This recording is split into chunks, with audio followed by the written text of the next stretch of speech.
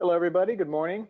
I'd like to welcome everybody to today's webinar. Today's webinar is a joint webinar between Sales Fuel and BIA Advisory Services. It's all about selling auto, Q4 and 2021 local advertising opportunities. My name is Patrick Buno. I'm a marketing manager of BIA Advisory Services, and I'll be running the webinar for you guys today. So we're going to go ahead and give everyone else a few more minutes to log on and get settled here. So as that's happening, we just have a few housekeeping items I'm going to go through with everybody quickly. I'd like to remind everybody that we are recording today's webinar and that all registered attendees will receive an email from us with links to the on-demand version of the webinar as well as a PDF of the slide deck. So keep a lookout for that email probably sometime tomorrow from BIA, and we'll make sure everyone gets a copy of that. If any time anyone experience any technical difficulties during the webinar, please email us at webinars@bia.com. We have some staff that's standing by that can try to assist you if you're having issues. And then finally, we'd just like to encourage everyone to be interactive in today's webinar. We'd like your participation. We have a handout for you guys to download. We have a follow-up survey after the webinar is over that if you guys can just take a few moments to fill out for us, we really appreciate your feedback on that. And then if at any time during today's webinar you have a question, please just go ahead and fill it out in your questions box in your GoToWebinar panel. And we'll be trying to answer your questions throughout the webinar. And if we don't have time to get to your questions, we'll be sure to follow up with you afterwards. So with that, I think we're going to get things started here. I'd like to hand it over to the moderator for today's session. She is the VP of Communications with Sales Fuel, Audrey Strong. Audrey, why don't you take it away? Good morning, everyone. Thank you for attending today. Thanks for joining. And like Patrick said, yeah, it's a 2-question survey at the end of this. We really value your feedback and want to make sure we're on point. So please don't dash away, fill it out, and we appreciate it. Your panelists today, Tom Buno, CEO and founder of BIA Advisory Services, Celie Smith, our president and CEO here at Sales Fuel, Lisa Rigsby, vice president of sales at Sales Fuel, and that is me, Audrey Strong, the VP of communications at Sales Fuel. Points you'll learn and things you'll have for takeaways for today's discussion. We're going to look at consumer surveys on car buying, what it means to local sellers, explain to you how the buying trends are affecting how advertisers will plan their ad buys. We're going to reveal the ad revenue forecast for the auto industry, give you actionable perspectives related to how auto is spending across media, and we're going to identify strategies that will best deliver strong results. Like Patrick mentioned, we will be taking questions. Go ahead and type them in throughout. And at the end of each section of slides, we'll go ahead and moderate some of the questions as well. So without further ado, I'd like to start things off with Celie Smith, the president and CEO of Sales Fuel. Lee? Thank you, Audrey. Let's begin. And let's talk about automotive customer relationships. That these days, these are not one and done relationships. They never really have been, but it's even more important now than ever. The lifetime value of a new customer for an auto dealership exceeds $53,000 on average. So think of it. Every time a new customer is brought into a dealership, on average, the lifetime value is $53,000. So when you start stacking those up, you know, the ad campaigns that you're actually proposing then make a whole hell of a lot of sense. Now, this includes repeat purchases, referrals, routine service department appointments, and purchases from others that are based on peer recommendations. It's not including major service repairs, warranty sales, and other revenue. That comes from a source called Black Book 2019. Those of you who are AdMall subscribers will note that we have stats like this by market, and those numbers are a little bit lower because those are based on a 10-year value, not a lifetime value. But nonetheless, those they all add up, and we're all singing from the same songbook. The AdMall data, though, is done by market. This is a national average. Next slide. So every year, for the 11 years now, Sales Fuel does a nationwide study of consumers, consumer behavior, which we call audience scan. And this year, we surveyed 15,281 adults online. And this happened during the months of March and April. So yes, this was just as the COVID-19 pandemic was really picking up steam and really becoming an issue. And despite that, 20% of US adults said that they plan to purchase a new car or truck in the next 12 months when we asked them during the survey period. Next slide. So let's talk about that 20%. We asked them why are they shopping for a new vehicle right now of all times? And the number one reason continues to be they just wanted one of the new models. So this is why new features, new technology, new styling is so important to the automotive industry, because it is one of the main drivers, or in our survey, the number one driver of why people want to purchase a new vehicle. Other reasons, their current vehicle is 10 plus years old or it has high mileage. You have some people just tired of the car they're currently driving. And then you've got a smaller number then that's looking for an additional vehicle for my family, although a lot of them aren't buying new, they'll also buy used. So this is based on the 3,056 people who said that they plan to buy a new car or truck in the next 12 months. Next slide. So what brands are in demand from this group? Toyota by far is the #1 most sought after brand. So when we ask the question, what brands are you considering for purchase for your new car purchase in the next year? And we allowed them to check all that apply. So Toyota ranked #1, followed by Ford, Chevrolet, Honda, then BMW, which was a little bit of a surprise to me, came in at number 5. You might see some notable names missing from that top 5. You know, where is Buick? Where is where is Hyundai, for example? Where's Kia? Where's Nissan? And the thing about this is that if they're not in the top 5, they're not top of mind. Okay, so they're below 15%. And so these brands need to advertise a little bit more than to get top of consumers' mind. So there's a great opportunity there. Another point I should mention then is this SUV over here to the side. That 38% of new vehicle shoppers are looking for a sport utility vehicle. It is the #1 type of car in the United States that is being sought after by new car shoppers, by far. Next slide. But there's an interesting caveat. 12.2% of new vehicle shoppers are now looking at electric cars in their purchase decision. Now this sweet ride over here, this red Tesla Model Y, that's my car, and I love it. So it's like, and Tesla of course makes them, BMW's making them, Audi makes them, Chevy makes them, and Ford's got a really sweet looking Mustang, that electric car that's going to be coming out soon as well. So electric cars are becoming more and more of an issue. Next slide, please. Remember, this was taken during the pandemic. So when we asked what is the most important vehicle criteria, they told us fuel economy and gas mileage, 43%.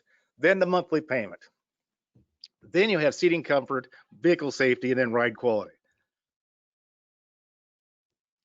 So what this is telling us, the top 2 items then are related directly to the cost of owning that car, both in purchasing gas and the monthly payment. Next slide.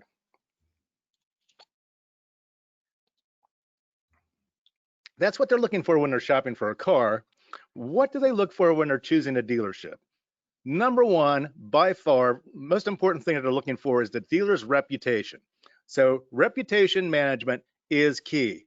So it's, what other people say about them online, those ratings and reviews. It's not about when the salesperson says, okay, you're going to get a survey from me after you buy this car or whatever. I need you to mark all 10s, otherwise I won't get my bonus and I'm evaluated on that. It's like, really, put your thumb on a scale, dude. But it's not that. It's really about what the customers are saying. So it's like it's not just the ratings and reviews. It is the BBB rating of the dealership. It's what your friends and neighbors say about it. Second thing is, are their willingness to deal, selection inventory, is the location close to home or work, and what was their previous purchase experience like? Next slide.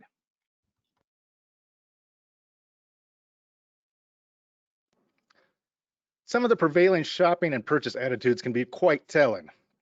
For example, more than a quarter say if the model and price are right, I want to buy from the same dealer I bought my last vehicle from. That's one way of looking at it. The other way of looking at it is that 3/4 of people, say that if the model and price are right, they don't care if they buy from the last dealer they bought from or not. That can be of concern to the dealers. I make a point of shopping where salespeople are helpful and friendly. I usually read reviews from others who have already purchased the vehicle I'm considering. These are top factors. But here's another couple that are concerned to the dealer. I am afraid of being taken advantage of when I have to deal or negotiate with the dealer. 1 out of 5. I would buy a different brand to avoid a dealership where I've had a bad experience, particularly in the smaller markets, where you only have 1 or 2 Ford dealers, or you may only have 1 Mazda dealer. They would totally buy a different brand just to avoid going to that dealer. That is about 1 out of 6 car shoppers. So what we have here is that the dealership, in many cases, not adding to the value of the purchase experience, but actually subtracting from it. Next slide.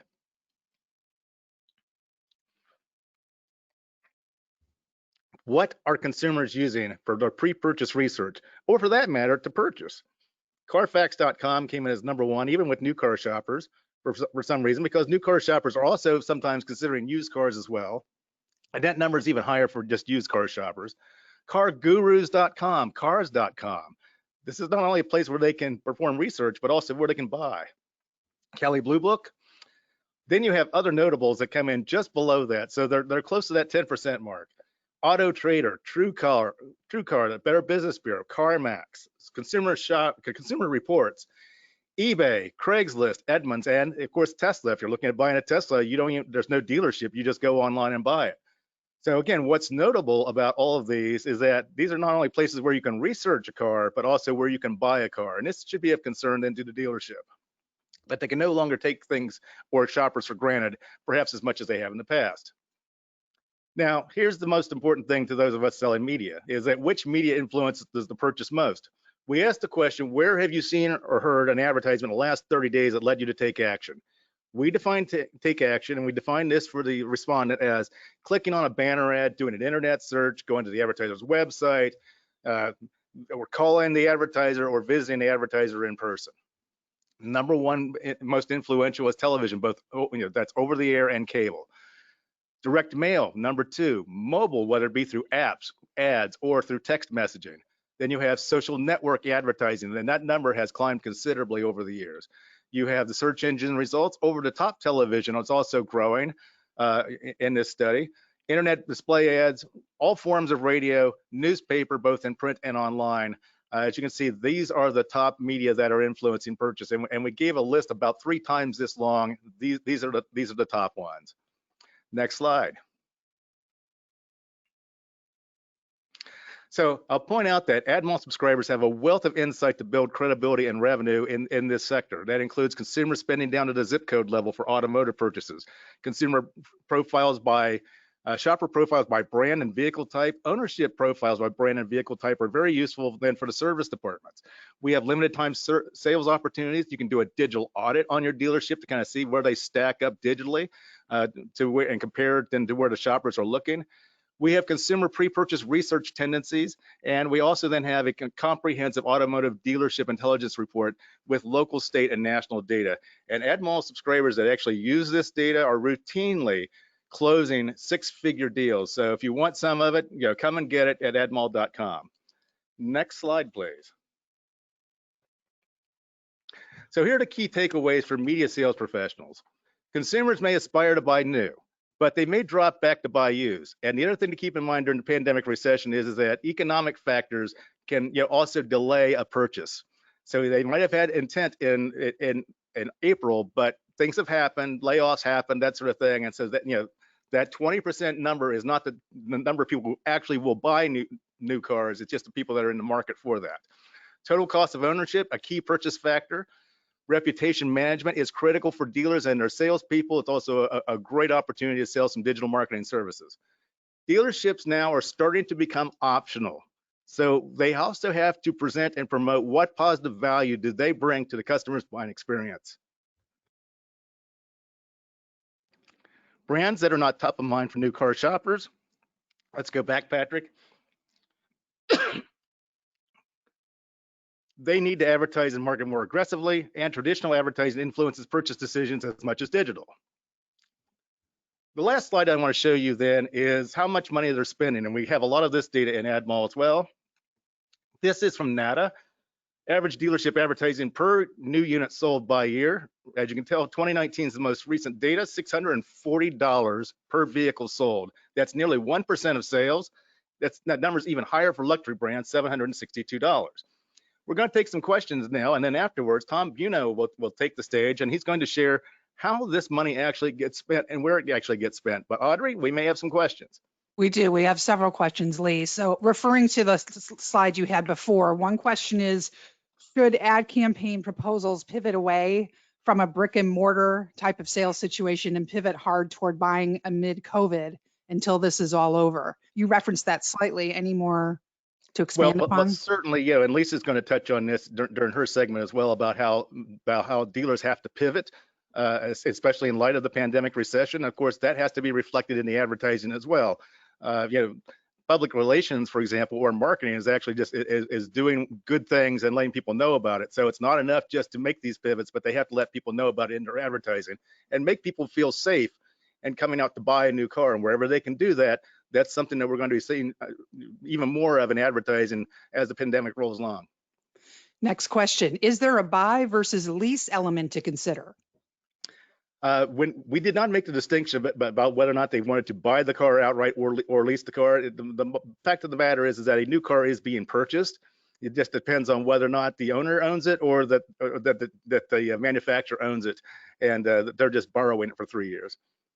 And finally, what types of cars? You said an SUV was number one, but what other types of cars are the most popular among shoppers? So the SUV by far number one at 38%.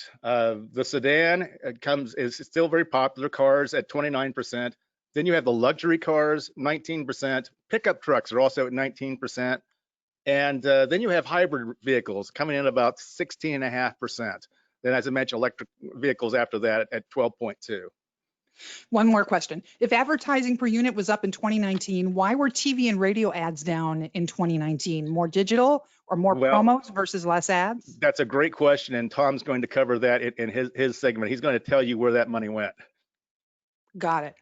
Okay, let's move along. Tom Buno, over to you, sir.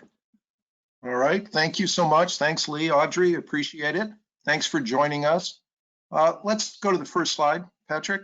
So what you see here, before we start talking about auto, is kind of BIA's approach to looking at local advertising. So we start with a look at the US economy and focus on a number of different indicators. We incorporate consumer behavior. This is some of the information that Lee just shared with you in terms of what's happening in auto. We drill down into local advertising from there.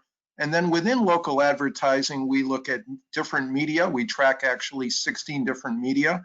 We look at every market in the country, and we look at 12 different verticals and 95 business categories. So this is just a visual of kind of how we look at the marketplace to make forecasts and estimates for local advertising. Let's turn to auto now. Next slide, please. So what happened this year? Well, first off, we were really devastated in March and April. Retail sales went down 8.2% in March, and then another 14.7% in April. Unemployment ballooned from 3.5% in February to 4.4% in March, and up to 14.7% in April, as over 20 million people lost their jobs. So that's kind of the background and backdrop as we look at what happened in the auto vertical. So as we talk about the auto vertical, the first thing is, well, we just mentioned, starting in early March, it really got hit. So what did they do? The brands initiated a loan program where they would allow 0% financing for 84 months. This incentive brought in a lot of young purchasers. Sales started to pick up. The tiers were innovating, shifted to digital retailing, to home delivery and other approaches to make it safe for consumers to buy cars. We saw the pickup in May and June, slightly soft in July and August. But as a result of this, with the supply chain problems, inventory got very tight. And as a result, they started pushing price, and price went up about 4% on average to about $2,000 per vehicle. As Lee was just talking about, SUVs and trucks are in greatest demand. Some of the manufacturers are cutting back on the sedans that they're offering. There were some concerns about some of these loan programs with a lot of the young buyers and people that end up losing their jobs, that there would be some loan defaults. We also saw weaker sales in the big markets in New York City, Seattle, LA, Chicago, stronger sales in the rural markets and in some of the Sunbelt markets. One of the things that's kind of interesting is that we've seen a boom in used car sales. And this is really as consumers started to be concerned about public transportation and ride sharing. And as a result, the inventory also got tight on used cars. And overall, we're expecting a strong sales rebound starting in the latter part of 2020 and into 2021. We'll talk some more about that. Next slide, please. So, which manufacturers were hit the hardest? So this gives you an idea of what happened in the first quarter of this year and the second quarter and for the first half of the year. So things were down in terms of the manufacturer unit sales by about 12% in the first quarter. And you can see some of the different dealers that were hit harder than others. But really what really hurt them was that second quarter. And you can see that on average, manufacturers were down 33% in terms of the number of vehicles. And some of these were hit really hard. Nissan was off by 50%.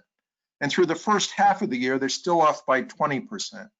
But you know, it really varies based on region, it varies based on vehicle, and a lot of other factors right now.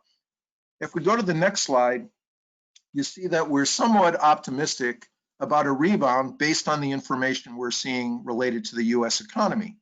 So this chart on the left is from the Wall Street Journal. They have a group of over 60 economists that are tracking their individual areas and what they're forecasting for real gross domestic product. And they're looking at a significant rebound after a terrible second quarter. And as you look out into 2021, all four of the quarters are showing relatively solid growth for the economy. On the chart on the right, what you see is what's happened with unemployment. And I mentioned this earlier, it ballooned, but what I didn't talk about was how it's been improved since. We now have added back about 12 million jobs from the 20 million that were lost in that March-April timeframe. So the economy is definitely moving in the right direction. That'll have a direct impact on the auto industry and the other verticals that we track. It'll have a direct impact on advertising as well. Next slide, please.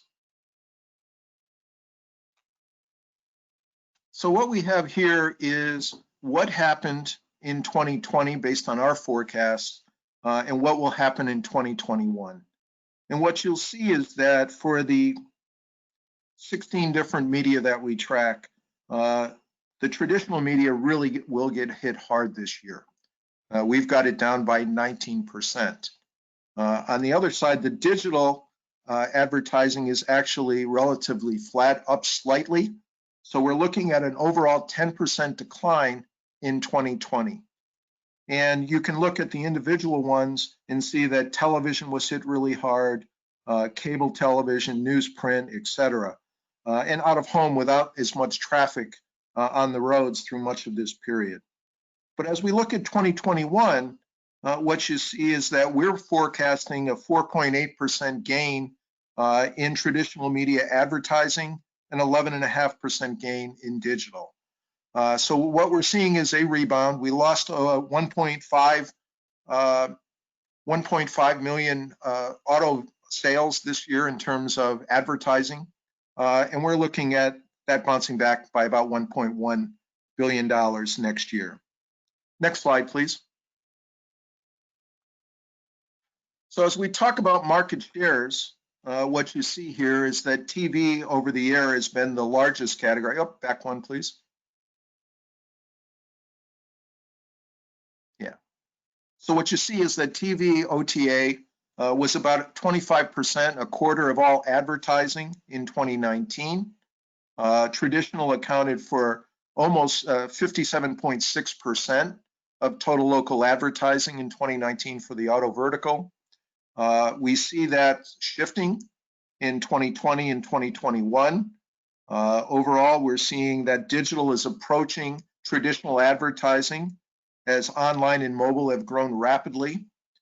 Television share we see declining to about 22% next year, and we see online approaching it. And we see this trend continuing, but this gives you a sense for how the ad dollars are shifting from last year, this year, into next year. Next slide, please. So this is what we estimate for local advertising in the auto vertical for 2021. We're estimating $14.8 billion will be spent. The bulk of this will be going to the 3 tiers. They'll account for 12 billion plus of that amount. So we're positive about what's going to happen next year. This compares to the 13.7 billion for 2020. Next slide. So as I mentioned earlier, we're seeing this shift to digital advertising. Both mobile and online really are driving this.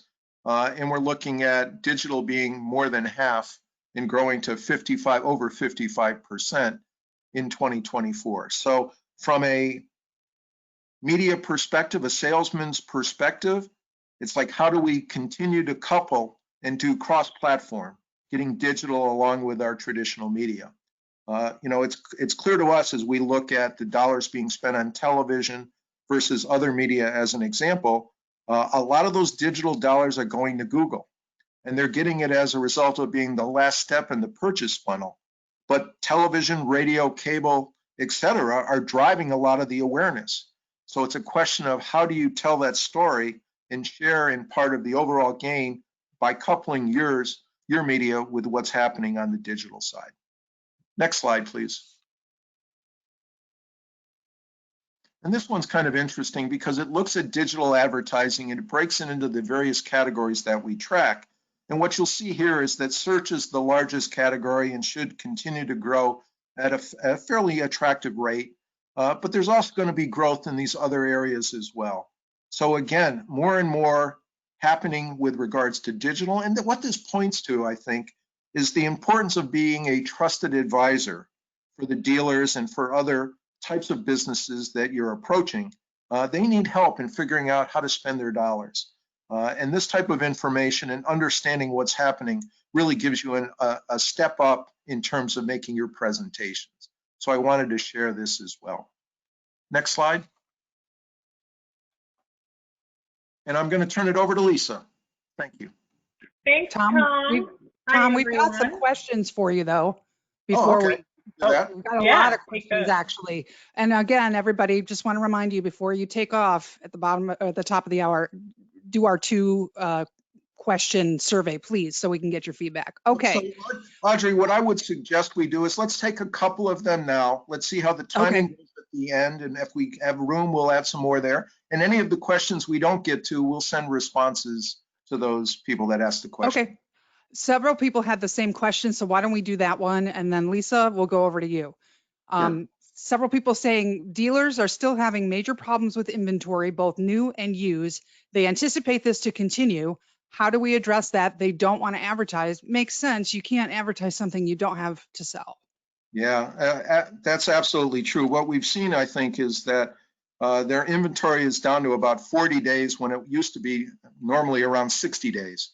So clearly it has tightened up significantly, and this has a direct impact on what they want to promote. Now, as I was talking about, what they've done is they've pushed price as an example of how to combat this in terms of their total revenue dollars that they generate. But it's a dance that has to be done in terms of what are you going to be advertising and how are you going to be doing that. We think it will have an impact in the cutback. The other side of this, though, is that supply chain problem and whether or not that's being rectified. We believe that that's starting to improve, but right now we have this problem that we're dealing with. So I think there's going to be some softness in advertising right now, but we do expect that to pick up later this year and into next year. But it is an issue for a lot of dealers right now. Excellent. Thank you, Tom. And I am so pleased to turn things over now to my colleague, the Vice President of Sales for Sales Fuel, Lisa Rixby. Lisa. All right. Hi, everyone. Thanks for joining us this afternoon. I'm just going to get into, some of the history of automotive in the past, 10, 15 years, because one thing that history has taught me is that the auto industry is very resilient. So in the past 2 decades, there have been 3 major pivots in the industry. So pivot number 1 was the introduction of the internet. And for those of you who have been selling for a while, you know that dealers were not really receptive to taking that on. I remember in 2008, I still had dealers who were saying it was a fad. So we know that's not true now. So this is a little history of the timeline of when things went live, and then when they became, when they started catching on. And then car shoppers in 2001, 27% of them researched online before purchasing, which sounds crazy because now, you know, as of last year, 92% of car shoppers started online. So it used to be that in 2000, car shoppers would visit an average of 5 dealerships before making a purchase. So they still had to visit the showroom to get information on vehicles. That's where all the brochures were held in the showroom. So they really needed that, go into that dealer to get everything they needed to make a choice. And then in 2019, car shoppers would go into an average of 2 dealerships, if that. So that's a huge change. You know, when they show up in the showroom now, they know what they want. Next slide, please. Okay, so the second big pivot was the automotive industry crisis in 2008 and 2010. So this was caused by the Great Recession, which was caused by a combination of financial vulnerabilities, including the mortgage crisis. And while the Great Recession ended in 2009, it continued to be a major struggle for automotive until 2010. So this brought about cash for clunkers, and I'm sure some of you remember that. And this was a government-backed program. It was to stimulate domestic car sales. The financial state of the auto industry always has a huge bearing on the economy. So the government was trying to help that situation and move that recession along. So vehicles from the Cash for Clunkers program, they were traded and they had to be scrapped. So they couldn't be resold. That created a huge supply and demand issue for pre-owned vehicles because those vehicles that had to be scrapped were taken out of that pool of choices for consumers. And I know in lease segment, one of the questions that came up was leasing. So that's kind of when leasing became big because people wanted that affordable payment of a pre-owned vehicle, and you know, they started doing leasing based on that. And leasing, you could see that becoming huge again, because that is another problem we're having is used car supply and demand is low, and I'll get into that in the next slide there. But you know, after the automotive crisis came the restructure, and so as you can see, GM and Chrysler, they both filed for Chapter 11. And, you know, a lot of people lost their jobs, a lot of factories were closed, and then dealers were closed. So I can remember dealers just kind of holding their breath and waiting to see if they would get a letter from GM to tell them that they were closing their doors. So, and the locations that they would choose were due to maybe saturation in the market or physical location not being so good. So that's how they made those choices. But again, the automotive industry is resilient. So slide 3, now we come to COVID-19. So, you know, this is our present problem. And it is a huge problem. But, you know, what you can do to help them through this crisis is very important. And this is kind of the steps that I took with my dealers. You know, I started in 2008. And which was right in the thick of things, and just my natural style is to be very empathetic and be a good listener. And so I'm going to go over some of the things that they need you to be and they need you to know in order for them to move forward and in order for you to gain business during all this. So dealers know that you understand the cause of everything. They just need you to understand the effects of COVID-19.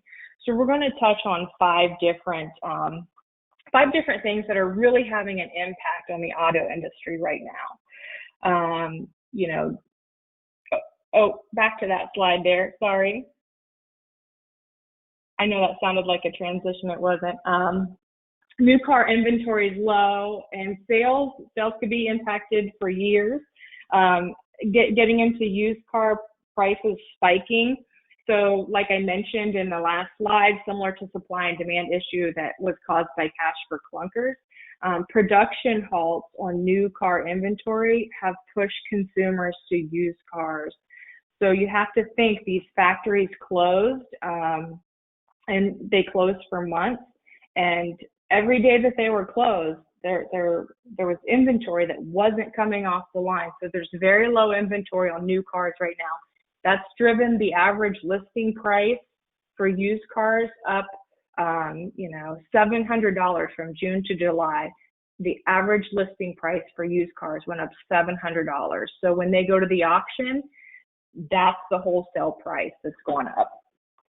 So e-commerce is going to present another major pivot in the automotive industry, and we'll get into that. And you can go ahead and go to the next slide.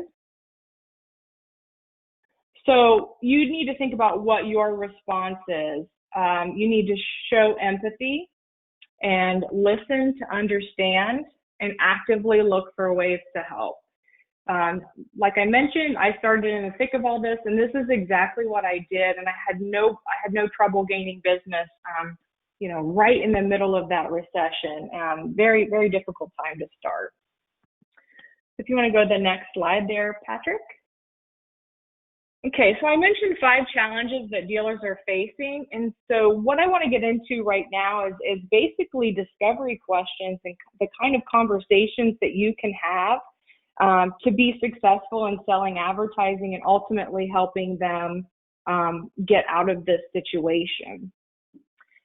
So the first one here, consumers delaying big purchases. So a question you can ask them is, what overall decrease are you experiencing in new and used car sales? Just kind of level set and see where they are year over year. Discuss their fixed operations strategy.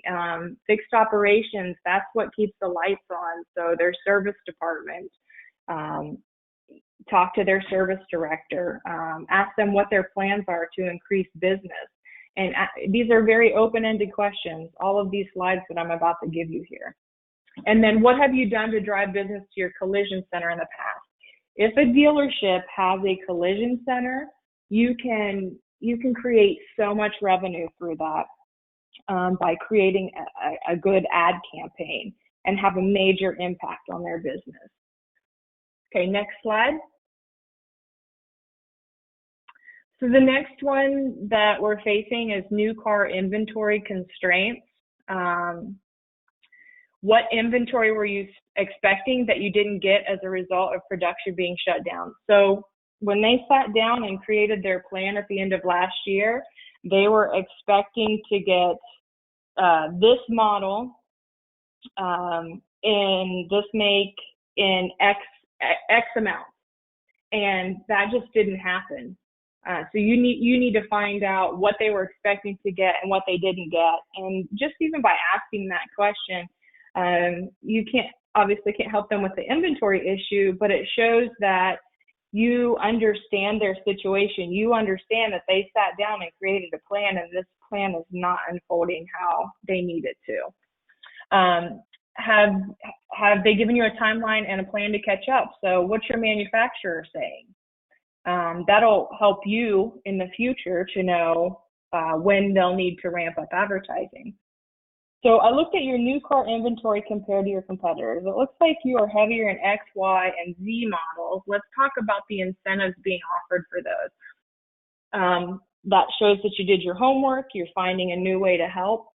And there are so many great incentives that the manufacturers have rolled out now to try and help their dealers. Even though stock is a little low, but if they have an extra amount, then that's a great way to help. Next slide. Okay, used car prices spiking, and we touched on this. These are just great questions. They make more of a margin in used cars than they do in new, so it's it's cutting into their margin that when they go to the auction to buy vehicles, they're paying higher prices. So asking them how much of an increase they've experienced when buying used at the auction just shows that you know what's going on. Are you decreasing your profit margin to keep prices lower, and by how much? They could be doing that. So, you know, if they typically make $1,500 to $2,000 on a pre-owned vehicle, maybe they're just absorbing that extra cost when they're purchasing at wholesale, and they're only making $1,000 on used cars now. How's that impacting them?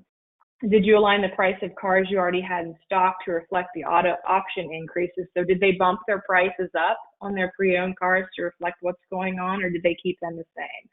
What are your plans to keep pre-owned stock available? If you can bring more customers into service, you can assess their cars for a trade and potentially put them in a newer model. Now, this is not brand new information to dealers. They've been doing this, or have been doing this for several years now. So equity mining will help them bring in potential used cars to sell from their service lane. So if you do a service campaign for them, they get more people in service, they could potentially get more pre-owned cars to turn and sell new ones at the same time. So let's look at your service page and see what would make a great advertising campaign to bring in those potential trades. Next slide. Okay. And consumers are trying to take advantage of the situation. So we're all in sales, or most of us are in sales here. So we've been in situations where your buyer thinks you really need this sale, and sometimes we are desperate, and they can just smell that desperation. They want to take advantage of that. So a lot of that's going on right now at these dealerships. You can ask them questions like, are your customers asking for more because they see the auto industry as vulnerable? How are your salesmen responding when their customers ask for a deal because you know you need to make a sale today? And then empathizing with them. We all run into this issue in sales, but I know this is a completely different situation. Can I help you put together a response for your team? That would be very empathetic and action-oriented conversation to get into with your dealer. And what kind of value building do they do along the way to alleviate price objections due to used car increases? Now, I know this is going well above and beyond your duties in selling advertising to them.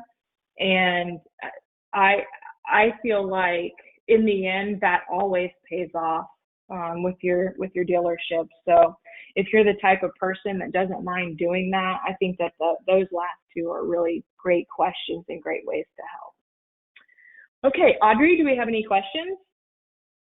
We do. So one question is, are advertising co-op dollars from manufacturers to the local dealers the same, up, down, or flat?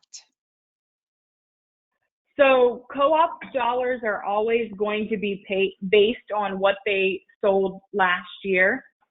So next year, unless the manufacturers do some sort of program to help with this, their co-op dollars are going to be down next year.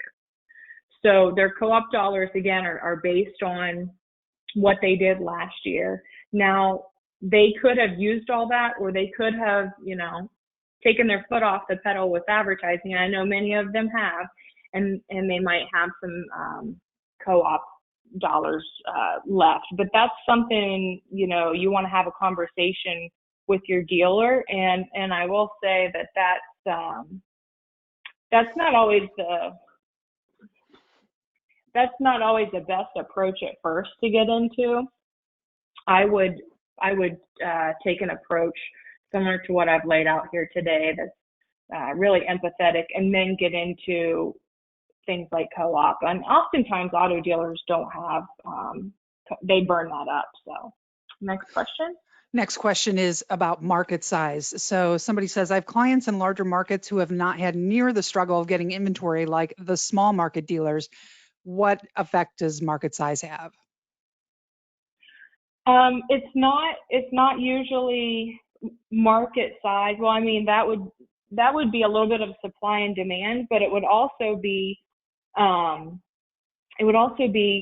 you know, what that dealer did last year. So if you sold a ton of cars last year, your manufacturer isn't going to leave you hanging and cut you short. They're going to try their best to get you the vehicles you need. Whereas in smaller markets, again, supply and demand, they've sold less. So, but even in larger markets, you might have one dealer who's in this larger market who got all their inventory, and the next one who didn't do so well last year didn't really get what was on their plan that they put together with their rep last year. Got it.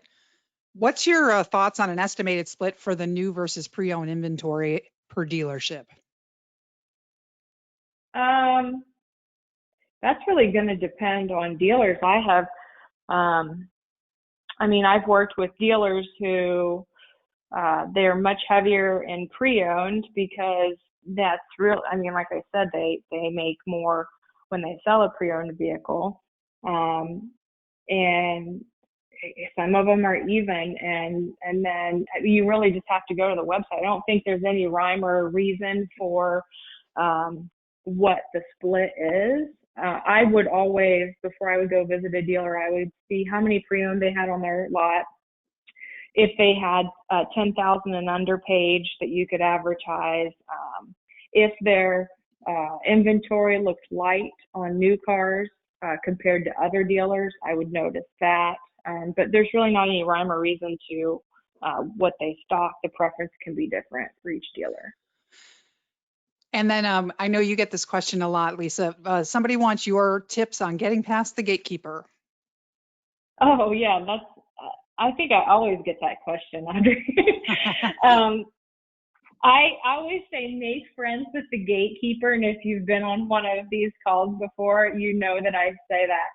So I used to, when I rolled into auto, I didn't know anything, and so it was, and I enjoy talking, so I would go to the person at the front and I would talk with them. Oftentimes that's a female, and it would be the only female that I would see all day. And so I really enjoyed it. So I would kind of make friends with them. And if I had extra tickets, sometimes we would have event tickets we would give away, hockey game or something. I would call that person and I'd say, do you want these hockey tickets? Especially if they weren't the greatest seats and they weren't going, like an auto dealer didn't want anything to do with that. And then I could call that person. I could say, hey, listen, he's not taking my calls. Is he in there today? Do you think I can stop by? And that really got me into a lot of dealers. So good. That's a good tip, Lisa. Appreciate that. Okay, and a reminder to everybody, if we didn't get to your question, we'll answer it afterward as well. We've got about 10 minutes left. Let's hand it back over to Tom Buono, the CEO and founder of BIA Advisory Services. He's got a few more things to share with us all. Tom? Yes, I'd be glad to do that. But I would like to say, I just love what Lisa just went through. I mean, the insights that you can get from the relationship with Sales Fuel and their ad wall information really is great for tactics and approaches and ways to grow the business. From a BIA perspective, here's some of the observations that I would summarize based on our look at the auto vertical. And we've broken it into the third quarter, fourth quarter, and 2021. And first of all, looking at the third quarter, the data that I showed indicate that there's going to be a rebound that's already started. It's an economic rebound. It's not just in the auto vertical. There's other factors that are driving auto. But overall, optimism about us being in a rebound, starting. Obviously, we were in a deep hole that we're coming out of. Earning reports are starting to look positive for different businesses. What we see is that national brands are moving to local activation and creative, different approaches and ways to create new business. And it will vary based on, the question about large market versus small market as an example. Planning and activation windows are shorter. We're seeing things now that are being done in 2 to 3 months, what used to be 5 to 6 months. in terms of planning. So it's very different in terms of how they're approaching it. And it's also very regional. We talked about inventory. We talked about sales booming for used cars. Fourth quarter, we're seeing some concern about a second wave of COVID and a lot of uncertainty about the presidential election and what that's going to mean for the economy and what it means for different businesses and local advertising. We are seeing more e-commerce. We talked about that, direct-to-consumer buying, dealers reaching out to consumers in different ways, more creative ways, more online approaches. Supply chain worries dissipating. We're not sure how quickly that's going to be and what brands are going to be impacted more than others. But we do see ad spending coming back. Certainly the inventory for commercials and advertising are tightening, especially with political advertising that we're starting to see now. And then finally for 2021, expectations of a vaccine, and hopefully a growth back to normal or whatever that new normal is. So we would think that brands and advertisers will return to more normal planning, a little longer time frame. We do expect that there's going to be still different approaches and more innovation based on what they've learned. We've all learned something through COVID. We operate differently today than we did before COVID. The same holds for brands, advertisers, and all of us. And then we are keeping an eye on some of the platforms that are showing a lot of growth. OTT is an example of that. We track a lot of the listening and viewing information from Nielsen and other sources. And clearly there's some trends going on that are causing a shift in how people are spending their dollars. So that's just a quick summary of some of our observations. Next slide, please. So I wanted to let everybody know that we have a report on the auto vertical that we're sharing with you today. This is an effort by both BIA and Sales Fuel. You can see the type of information that's contained in this report, some of the things that we've just touched on in this webinar. And if you go to the handouts area of your GoToWebinar dashboard, you can get the report there. But we also are giving you this link so that you can download it. And you will be getting a copy of the presentation as well. Next slide. So I did want to mention briefly about BIA Advantage. That is our dashboard product. We profile all the data that you saw in here comes from that dashboard, and we've got it on the 12 different verticals and the 95 categories. It's a tool that allows you to size the local advertising marketplace, develop sales campaigns, works for budgeting and growing local sales. And we know that it's being successful because our large clients are telling this and they're increasing their spend with us. So it's really a way that we can help. And it's much more than just the data, it's a service. We work closely with our clients. We do custom briefings. We send out weekly emails with sales insights. It's a great complementary tool for what you have from AdMall. So I would suggest that if you're interested, you could go to these different locations, but we'd be glad to talk to you about what's going on in your local market, not just nationwide. And with that, I'm going to turn it back to Audrey. Thanks, Tom. So the president and CEO of Sales Fuel has a new book out that we want you to grab a copy of. It's on sale now. You can go to cleesmith.com for more information. It's called Hire Smarter, Sell More, Using Talent Analytics to Discover Sales Rainmakers and Avoid Those Toxic Troublemakers. And I know that many of you have worked with someone like that. So get the book now, and it's available. Next slide. Also, our Manage Smarter podcast, going strong in season 3. We have pivoted the podcast over to address real-time challenges all you leaders may be having in this pandemic. So it's on all major podcast platforms at managesmarter.com, and subscribe, rate, and review, please. We have a white paper coming out in October that is called The 7 C's of Pre-Call Intelligence. For highly credible salespeople, credibility is a huge topic that we're going to be tackling in October. We are laying out this white paper right now, salesfuel.com. You can get it there, as well as these other 2 white papers that are available now on Cyber Week 2020 and selling digital marketing services to local businesses.